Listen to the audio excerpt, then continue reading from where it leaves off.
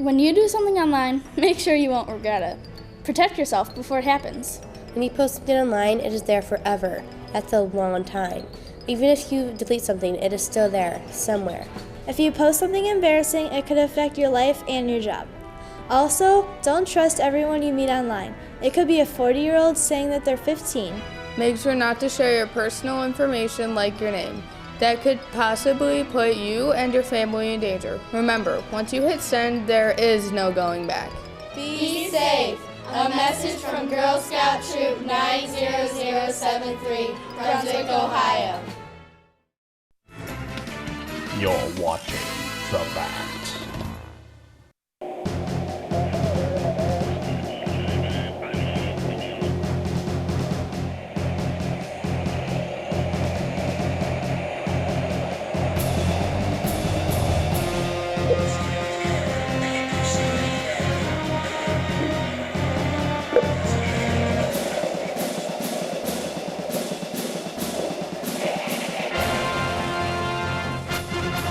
Welcome to this month's Salute to Service, and I have with me today Army veteran Ray Fain. How you doing, Ray? Great, how are you doing? Good. Welcome to the show. Right, You are a Medina resident and a Medina native, correct? Correct. Born here, raised here, graduated from high school here. From Medina High School? Medina High School. What year, so you grew up here during what, the 50s, the 60s? Yes, I graduated 66. Okay. So it was a fun day. Fun day to get out of high school, huh? Yes, it was. What was Medina like back in 1966? More personable. Really? Yeah, you just about knew everybody, or you could pass them in the streets and say hello to them, have a brief conversation, and you feel good.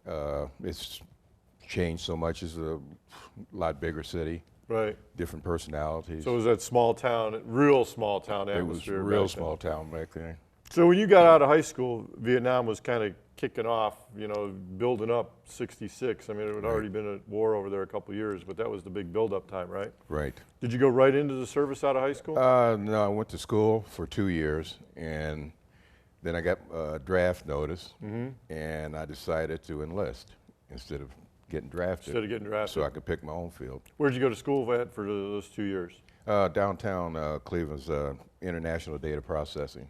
Learn how to program computers. So did you get a degree out of there, or did Got you? an associate. So you wound up finishing before you went off to the Army, right? So you go down, and back then it was a local enlistment board or draft board or anything like that? Yeah, I was at the post office. It was just an office, and a friend of mine decided one day we were going to join the Army. That was it. And it's history from there on out, right? That's it. Yeah, we went to high school together, so we went under the buddy plan. Where'd you go, once you went down, you swore in, I assume, in Cleveland at the MEP station or something like that? Where was your first basic training at? Fort Knox, Kentucky. Oh, so did they give you any gold bars or anything like that? Or? No, we couldn't get close to them, unfortunately. So did you take a train or a bus or? Plane. Plane? They flew you to Fort Knox? I had to think back. It was 40-something years ago. Okay. So what's your first day of basic training like? It was not what I expected it to be. It was more people yelling at everybody. It was anyone that had rank on their sleeve was telling you, do push-ups, do this, do that. It wasn't at all what I saw in the movies. It was real, and they got you moving. So how long were you basic? About 8 weeks or so? Or? 8 weeks. Yeah. And come out of there with any different, philosophies on life or anything like that from basic? Well, grew up because you meet a lot of different people from a lot of different states, a lot of different attitudes. Right. But our company got along together pretty well. I was in shape from playing sports, so all the physical activity didn't bother me. It was fun. Right. I know you said that it wasn't as hard as football practice, right? No, it wasn't. No 2-a-days or anything like that? I would take football practice any day. Yeah. Okay, it was, but I was in shape so I can handle it. You handle it. So after basic, you went on and you learned AIT. You went on Right. and learned. So what did you do in the Army? I went to Fort Lee, Virginia for stock control and accounting.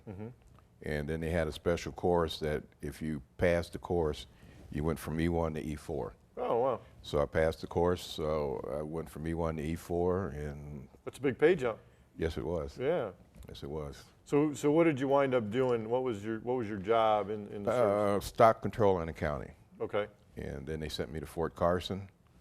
Spent 6 months there in a motor pool, ordering parts. Okay, so it's not supply. You're more like maintenance parts and truck parts and Dispatcher. stuff. Dispatcher. Okay. Right. So how do you get from Fort Lee to Vietnam? What was in between there? Fort Carson, I was there for 6 months, and then I got my orders to go to Vietnam. So, like a friend of mine, I went in as an accountant. He said, I'll never go to Nam. He went in as a helicopter mechanic, spent 3 years in Germany. So, It's hit or miss, right? yeah, best laid game plans didn't come out. So I went to Vietnam, started out as a dispatcher, a mile from Cambodia, Tay Ninh, and wound up driving trucks because I could drive trucks, and they said, we can teach somebody how to dispatch. You're on the road. So how did you like, let's back up a minute, how did you like Fort Carson? I mean, that's a different environment compared to Medina, Ohio. It was nice. Yeah. I like getting up, looking at mountains. It was clean. A lot of good people there. There wasn't any battles or anything there. We had fun. Did you ever make it up to Pikes Peak when you were out there? No, I didn't. That's too high. It is high up there, yeah. It's a little hard to breathe. I like level ground. Yeah. So when you shipped over to Vietnam, you flew out of, did you fly out of Carson or did you fly out of Travis out there in California? California. California? Yeah, San Francisco area. Fly right into Vietnam or did you stop somewhere? We flew into Guam first, and that was really ironic because my father helped build the airport in Guam. Wow. In World War II. Now, how long were you in Guam? A day or two or just a couple hours? Just enough to refuel. Yeah, and then right into Vietnam. Right. So what's going through a young man's head as he's getting ready to descend into one of those airfields over there in Vietnam? Well, I was having second thoughts because the movie they showed on the airplane went over TWA. Okay. And they showed John Wayne, the Green Berets. And it's like, oh no, what am I getting myself into? Right. And then I found out after I got there, that movie was the biggest waste of time I've ever. It was nothing like that at all. So you said you wound up driving trucks. So I assume you're thinking I'm going to be a dispatcher or something. I'm probably going to sit on some base and not do much. And all of a sudden you're out the gate in a truck. That was my plan. Yeah. So we were stationed a mile from Cambodia. Right. So as combat engineers, we was building a road from Cambodia to Saigon. And is that Highway 1 or whatever they call it? Yes, Highway 1. Yeah, we built it, and the Viet Cong came through and blew it up, whatever we built. Rebuilt it? Rebuilt it again. It was job security, but it wasn't the job I wanted. A lot of ambushes or, I mean?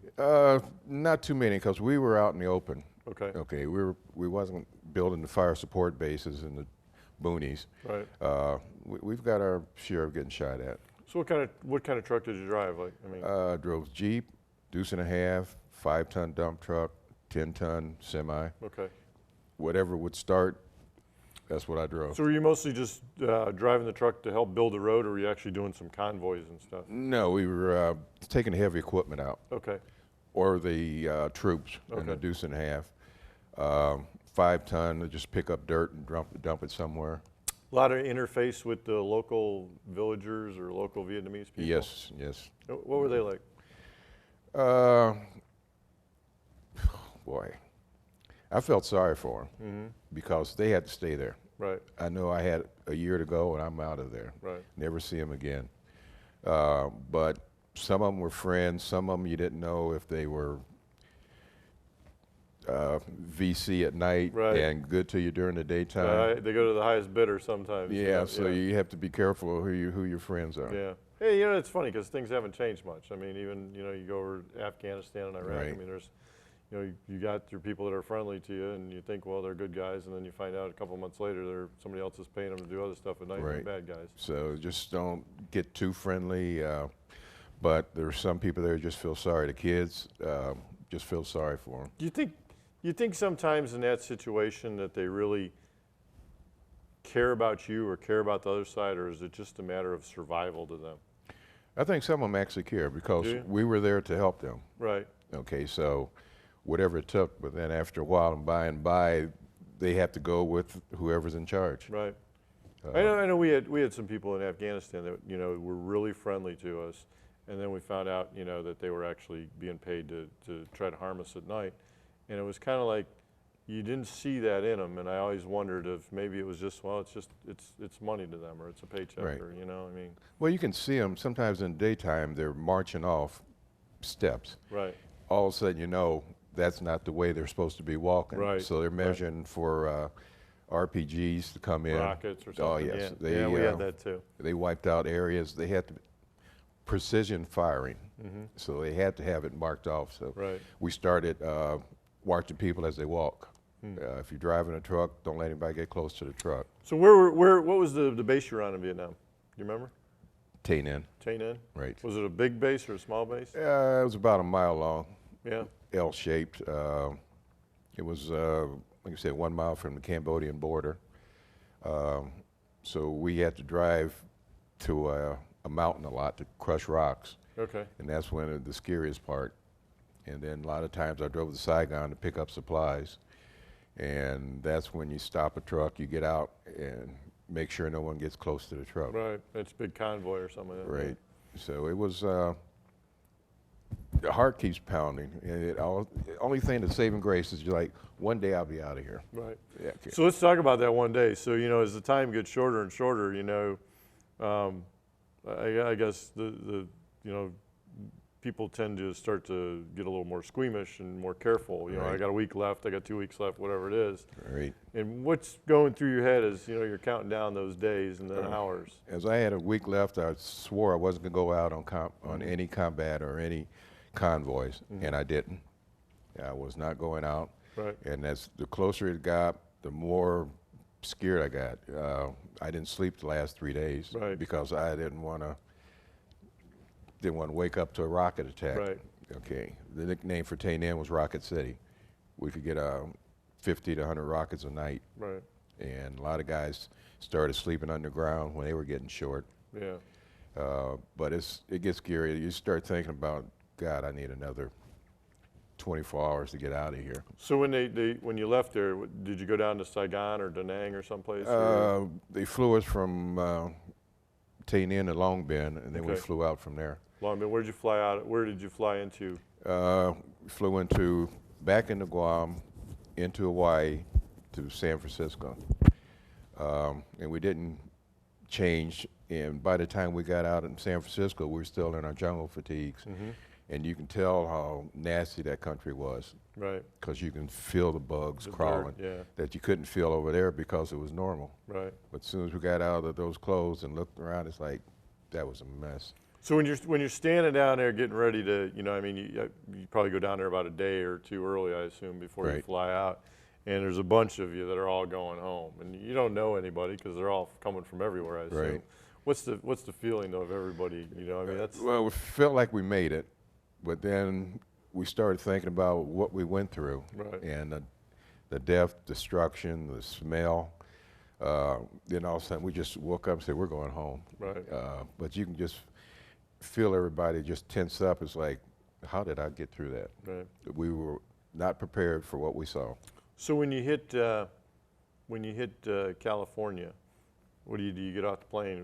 Where were you going back? Were you actually discharging, or were they sending you? No, to I still another- had a year left to go. So what did you do when you hit? Where did you fly into? Travis Air Base or something? Like that? Probably Travis, it was Yeah. in San Francisco neighborhood. So what did they tell you when you hit there? Where did you go? They said, here's some clothes, here's some money. I was supposed to go to Fort Riley, Kansas, so I had 30 days to get there. So I flew back to Medina or Cleveland, spent 29 days here, then went to Fort Riley. From Fort Riley, they shipped me to Fort Jackson. From Fort Jackson, they sent me to Fort Leonard Wood. They thought I knew something, so they kept moving you around? they kept moving me around. You were their best secret weapon or I something? maybe. reckon so, but it was fun. But I got tired of traveling, and I said, I'm staying in Missouri. That's enough for me. So you always hear about coming home and after the Vietnam War and how people were treated. Were you subjected to any of that in California or in Medina? Or? I wore civilian clothes the whole way. Okay. I wasn't going to go in military clothes because I just finished one war. I wasn't going to come over here and start another one. Right. So I just stayed in civilian clothes. So nobody really bothered you or anything like that? No, because I had a mild afro. Okay. So you So know, I didn't look like I was Yeah. military. So, did you notice, maybe, I mean, maybe not, you know, personally, but did you notice that there was any difference in maybe where you were at and how people, what their reactions to the war were or feelings of the war? Because I always hear that, you know, you always hear that, you know, people were against the war and this and that, and then you hear from some other people, well, where we lived, they really weren't against the war. And I'm just wondering, was there a difference between California, Missouri, Medina, or? well, California had a lot of liberals. Right. So they were always against something. Yeah, there were protests. Medina was more of a obligation and a duty. Okay, and they knew we went, and we went over there for a purpose, not being a conservative or liberal, but Right. we did our obligation. It's a military obligation that we took serious.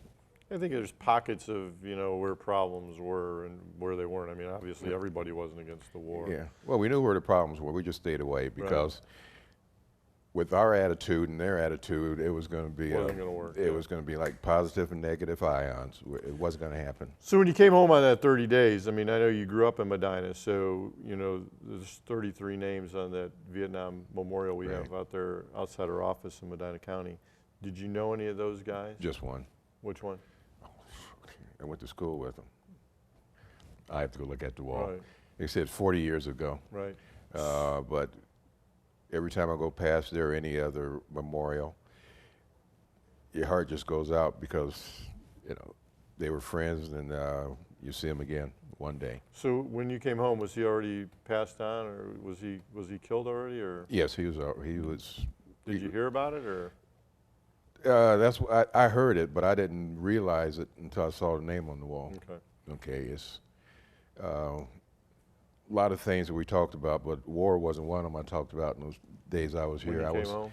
I just wanted peace and Family's quiet. happy to see you. Right. Yep, a little bit of family time and some partying and relaxing. And, Oh yes. Yeah. But more peace and quiet. Right. That's what I wanted. So after that, you went off to Fort Riley, Kansas, right? Right. And how was that? Uh, That's a big change from Vietnam. yes. It was too wild for me. Yeah? Yes, I was ready to go to Fort Lee because I was used. Virginia's more country. Right. Fort Riley was, I think it was leftovers from every place that didn't want anybody. Really? So I had to get out of that place. I was So you had a year left in the service. You went to Kansas, then you went down to Fort Jackson. Fort Jackson. And what were you doing down there? Same thing, supply Same thing. stuff? Yeah. Training. Any thoughts of staying in, or did you know you were going to get out when your time was up? No, Vietnam sort of cured me of being a career soldier. Yeah. I didn't want to go back there again, although if they would have sent me, I would have went, but I Right. would have been reluctant. But I already had a job. I've had the education. Right. I was ready to get back to civilian life. So why did you choose the Army over the Navy or the Air Force or the Marine Corps? Well, I couldn't swim, so that canceled the Navy. And that's why I still can't swim. The Air Force was a 4-year obligation. Right. And the Marines was a 3-year obligation, but Marines, I don't know if I went to Marines, probably be an infantry, in which I didn't want to get into, so I had the Army and the Coast Guard. Still can't swim, so that cut out the Coast Guard. Coast Guard. It was a process of elimination. Yep. So when So you're a land lover, basically, is what it comes down yes, to, right? I like solid ground. So that's how I wound up in the Army. So when it comes time to get out, you know, you're down in, you were at Fort Jackson when you got out. Fort Leonard Wood. Fort Leonard Wood. So what's your plans on getting out? You know, last day of the service, what are you thinking? Get home, get to work, Find a job? get started. Yeah. Right. So you come home, what did you do after the service? I worked at a warehouse down in Seville. That's the job that I had before. Okay. So I just went back to that job. Then I went back to school to get another degree while I was still working. Got the degree, and that's when I went into finance and accounting. So that's what you wound up doing as your career, right? Programming computers, finance, patient account director, few years. So anything that you learned in the service that carried on that maybe made you successful in your civilian career? responsibility. Yeah. I've had a lot of people that worked under me. I made them responsible, just like the Army. They told me sometimes I'm like a military. Right. I run it straight, and that's how you do it. Right. So they taught me how to get organized and take your responsibilities. There's something to be said for personal responsibility. The military does teach you that too. Yes, it will, whether you want to or not. Yeah. Yeah. I mean, everything is not somebody else's fault. No, you have to answer up. So Yeah. that's what I learned while I was there, and the years I was in management. That was my style. Let's be responsible. So you're obviously a member of the VFW there in Medina. Yes. Any other organizations? Belong to the Kiwanis. I'm president of Medina Morning Kiwanis, Okay. which is something completely different than military. Oh, yeah. Yeah, more civilized actions. Right. I'm on the border control at the VFW. I do a lot of missionary work. Go to Guatemala Really? to help build missionary centers. Yeah. So I'm trying to give back what talents I have, Right. and a lot of it was from the military. So what do you do at the VFW as far as, I mean, why would you recommend someone, the veterans today, why should they join the VFW or the American Legion or the DAV or any of those organizations? You get a chance to talk to people that you can relate to. I mean, you can spend all day talking to your wife about combat, and it won't hit because she wasn't there, but you can sit around, people can understand, and more compassion. And I'm on the border control at the VFW, so I try to do more than just sit there. Right. I want to make sure that everything is run right. We have to audit all the receipts. We have another committee audit all the deposits, so we keep the organization up front and personal. It's kind of like a business at some point. It is a business. But the VFW does a lot of good things. There's all those organizations. Oh, we help community kids. on the state level and the national level. I mean. Oh yeah, we're always helping kids program. We do all kind of fundraising events for wounded warriors. And the events you guys do is for wounded warriors right here in Medina County. Right. The money stays here in Medina Majority County. of it stays in Medina Right. County.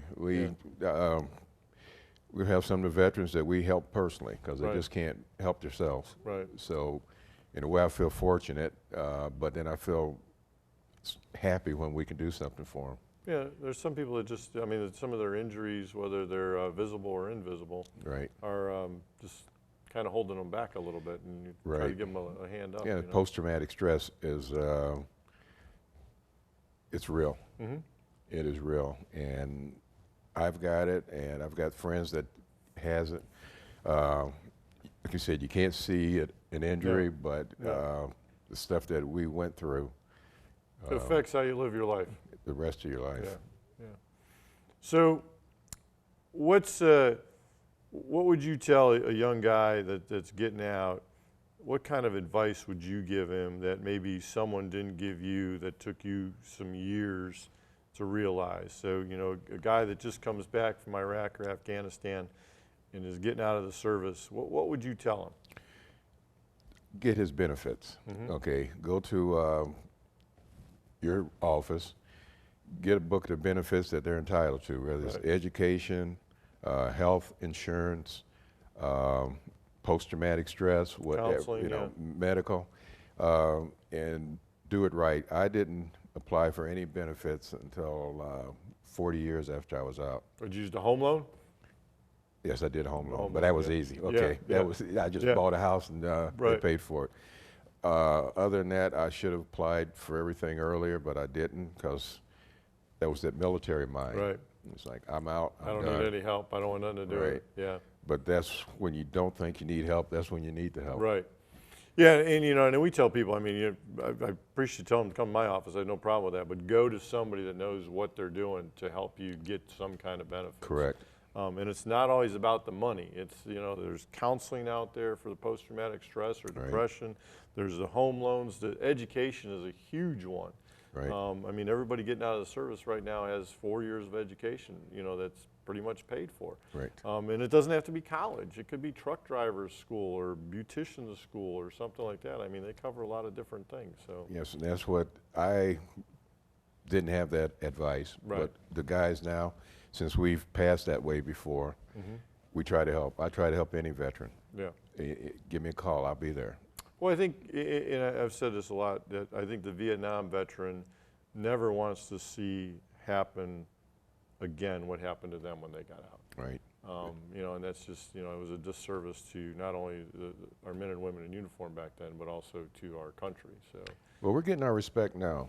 It's a thrill walking through parades and people stand up and saying thank you. Yeah. And when we do honor guard out at Rittman, family members come up, just shake and hug us for what we did, because we're burying a lot of Vietnam veterans. Going very young, yeah, with and a lot the of youngest. diseases from Agent Orange and everything Right. else.